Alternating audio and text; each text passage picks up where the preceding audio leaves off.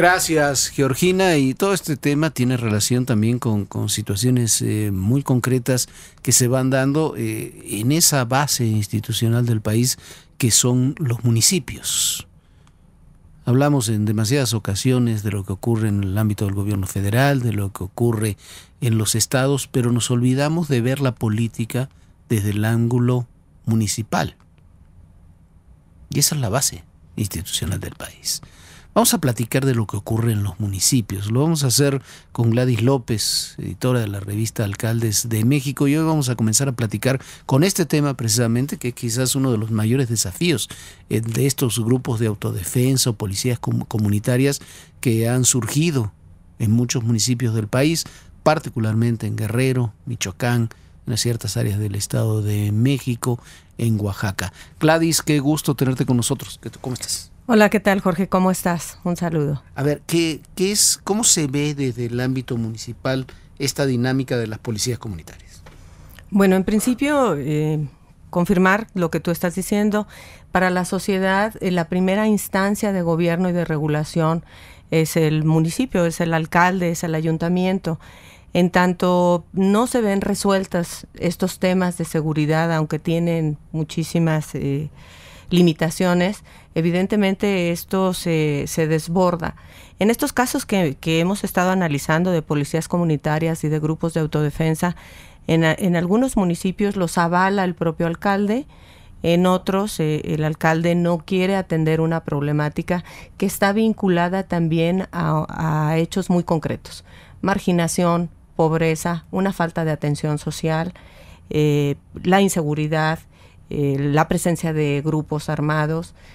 Todo esto hace el cóctel que permite y que en este momento pues hace y obliga a la sociedad civil a tomar riendas en el asunto. Y como tú bien señalas, hay una diferencia sustantiva entre lo que es policía comunitaria en usos y costumbres de estas comunidades indígenas y por otro lado estos grupos de autodefensa que se salen de todo orden normativo.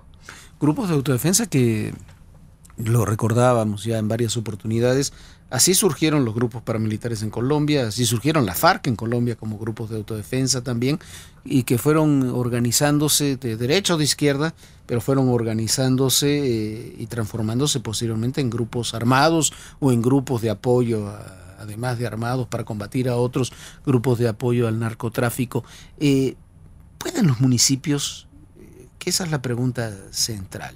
Hay municipios enormes, hay municipios muy pequeños, hay municipios con una fuerza policial poderosa, hay municipios que no tienen, lisa y llanamente, fuerza policial.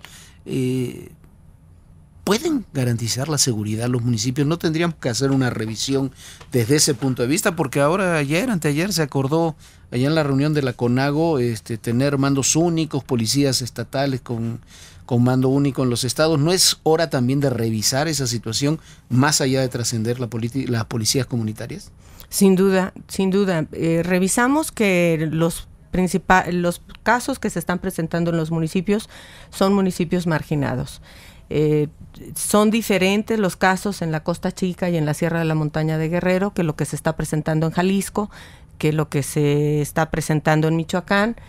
Son diferentes, pero la parte esencial es que vienen de municipios muy marginados, en donde la fuerza policíaca puede ser alrededor de 9 elementos, que no tienen todos el armamento necesario, que no tienen la capacitación, que no tienen vehículos para hacer los patrullajes. Evidentemente están rebasados, eso sin duda alguna. Y por otro lado, lo que comentabas... Pero ¿pueden garantizar estos grupos? Porque ¿de dónde sacamos que, si es que son espontáneos, como se dice, que un grupo de campesinos con algunos fusiles van a garantizar la seguridad mejor o peor que los otros 9, que buenos, malos o regulares que ahí tenían, ¿no? Lo que yo pudiera suponer es que estos grupos armados, evidentemente, pues pueden ser en número mayor, así más o menos están reflejándonos los números. Y el uso de armas ilegales, pues no puedes definir tú cuántas armas claro, pueden estar teniendo en su poder. Están utilizando machetes, son armas que no tienen un control. entonces sale de un cauce institucional. Y lo que también, observando este anuncio de la Policía de Mando Único, yo en lo particular y con lo que hemos estado revisando a través de los artículos y de los análisis que hacemos en la revista, confío que los mandos únicos serán de gran utilidad para los municipios en el momento que estén trasladando el mando a los estados y los estados tengan una forma de organizarse mejor. Evidentemente es una estructura mayor, con mayor capacidad. Pero hay presidentes municipales que no quieren. Aquí habría que haber un gran trabajo grandes, ¿no? político. Aquí tendría dicen que pierden poder. Efectivamente, hay una pérdida de poder en términos de las facultades que tienen asignadas para la seguridad local, pero también yo creo que tendrían mucho que ganar en el sentido de pertenecer a una corporación mayor que pueda tener una capacidad de respuesta mayor, que tengan mayor capacitación, que tengan mejores recursos y que al final del día también se puedan deslindar, si quieres decirlo cómodamente, de algo que no han podido atender y que incluso a ellos los hace sujetos de acciones por parte del crimen organizado. Sí, lo veíamos en Morelos en estos días cuando se discutía el mando único, que los presidentes municipales estaban siendo presionados por los grupos criminales para que no entraran en esa dinámica. Aquí evidentemente sí será un proceso muy importante donde tenga que establecerse un gran trabajo político por parte de los gobernadores, por parte de los grupos parlamentarios en los estados y evidentemente el trabajo principal tendrán que hacerlo los alcaldes con sus cabildos para que puedan autorizar esto. Porque si no existe una mayoría que ya debe estar establecida para poder pasar a formalizarse como una ley, pues esto puede caerse, ¿no? Más allá del compromiso que los propios gobernadores estén haciendo en este momento. En ese sentido, ya para concluir, Gladys, las policías comunitarias, como están en los usos y costumbres, o los grupos de autodefensa, ¿cómo se deben plantear? ¿Cómo pueden existir o dejar de existir? ¿Cuáles son los límites?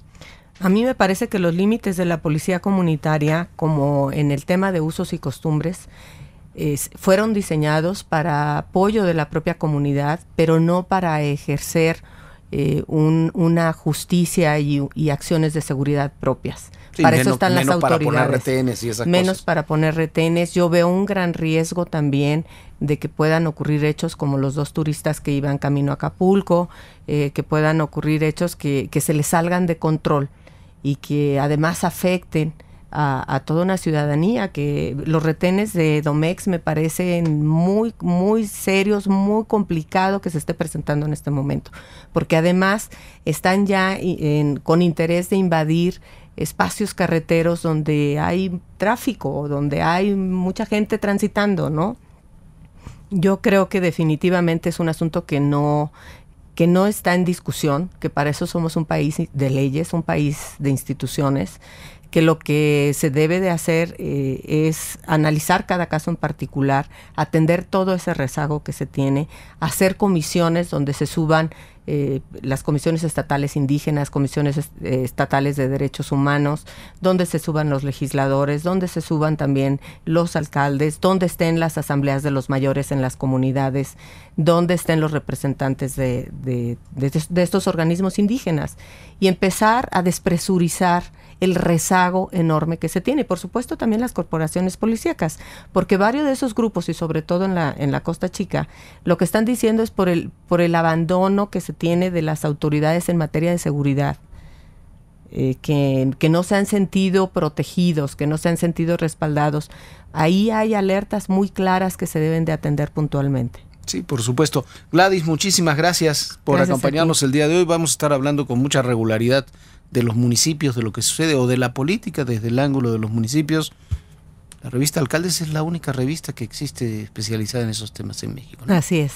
Gracias, Gladys López. 7:31 minutos. Vamos con un resumen de noticias.